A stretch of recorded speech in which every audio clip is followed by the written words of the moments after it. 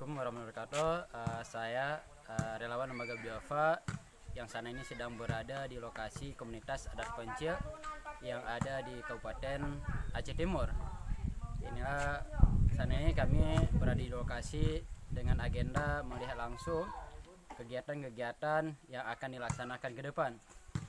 Tetapi dari beberapa kegiatan yang kita laksanakan, ada yang sangat memprihatinkan ialah menasah untuk tempat ibadat bagi masyarakat komunitas adat Penci yang sangat membutuhkan dukungan, di mana kondisinya sangat memprihatinkan dan bila dilihat tidak sangat layak untuk tempat ibadah.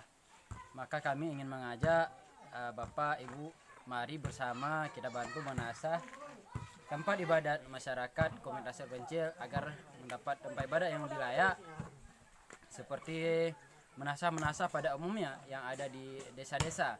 Ini sungguh memang tidak layak, dia tempat ibadah yang dibuat swadaya oleh masyarakat komunitas adat Penci. Mari kita bantu menasah agar menjadi menasah yang lebih layak.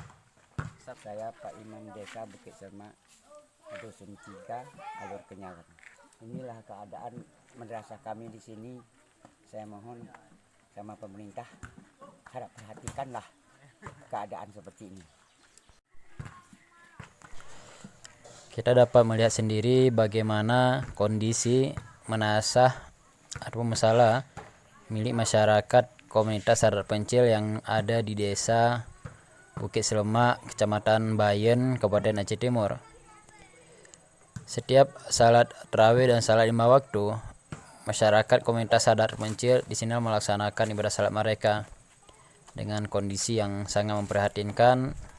Bahkan bahagian daripada lantai sudah mulai rapuh, dan begitu juga kita melihat dinding yang tidak sempurna.